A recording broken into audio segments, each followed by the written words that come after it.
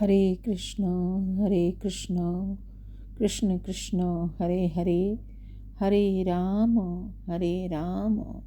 राम राम हरे हरे। जय गुरु, जय सीताराम। मैं नूतन रॉय रांची झारखंड से अपने सभी भक्तजनों के समक्ष एक रचना लेकर आई हूँ। यह रचना हमारे रांची से प्रकाशित पत्रिका श्री परमानंद की ओर से लिया गया है, जो गुरु किंकर जगन्नाथ देव द्वारा रचित है। और श्री श्री ओंकार नाथ देव की वाणी ये सुनिए। श्री श्री ओंकार नाथ देव कहते हैं, तुम लोग संसारी हो, तुम्हारा परम धर्म है अतिथि सेवा। जिसका जितना सामर्थ्य है उसी अनुसार अतिथि सत्कार करोगे। अतिथि चाहे भिखारी रूप में ही आए, उसको खाली हाथ मत लौटाना। 1 रुपया हो, 1 मुट्ठी चावल हो, यथा सामर्थ्य कुछ देना चाहिए। ये तो हुआ बाहर का अतिथि। तुम्हारे अपने संसार यानी परिवार में भी अतिथि है। वो कौन है? तुम्हारा पुत्र, तुम्हारी पुत्री आदि। उनका पालन पोषण अतिथि की नाई करो, उनका भरण पोषण करो, पढ़ाओ लिखाओ, जिससे उनका चरित्र गठन ठीक ठाक हो सके।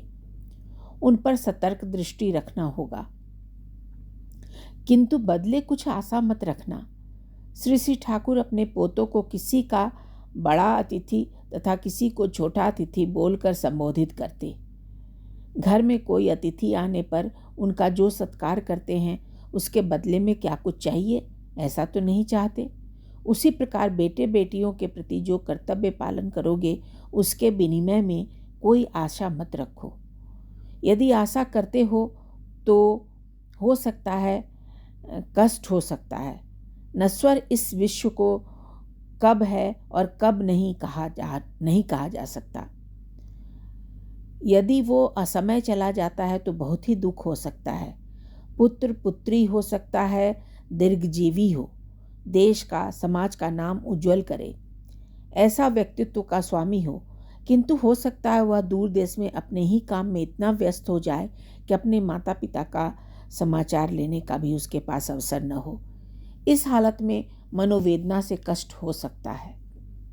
अधिक क्या कहा जाए, समाचार पत्र में तो प्रायः ही देखा जाता है वृद्ध माता पिता को बेटा बहू मार पीट कर घर से बाहर निकाल देते हैं। मतलब ये कि तुम अपना कर्तव्य पालन करते हो, वह मिट गया। वो क्या करेंगे इस विषय पर बिंदु मात्र भी प्रत्याशा रखना उचित नहीं। इसीलिए ठाकुर बोल गए हैं, अतिथि की भांति उनका लालन पालन करो। यदि इस प्रकार भगवदमुखी होकर घर गृहस्थी किया जाए तो जो संसार बंधन का कारण या वही संसार मुक्ति का विजयनाद विजय घोष।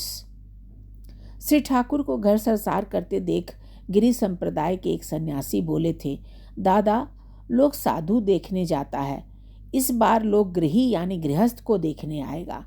हुआ भी ऐसा ही। सारे भारत के कितने साधु संत पंडित महापुरुष साधारण व्यक्ति श्री ठाकुर को घर संसार करते देख आनंदित होते देखे गए हैं। आँख रूप देखता है, नासिका चाहता है गंध, अन्यान इंद्रिय भी भोग चाहता है। इनको भोग की वस्तु दो पर उनका मुख भगवत मुखी कर दो। जैसे आँख सुंदरी स्त्री या सुंदर पुरुष देखना चाहता है, ऐसा रूप मत देखो जिसमें धब्बा हो या जो विश्वासघात कर सकता हो या फिर स्थायी नहीं मिटने वाला है। ऐसा रूप देखो जो रूप कभी मिटने वाला नहीं, कभी विकृत होने वाला नहीं, कभी विश्वासघात नहीं करता।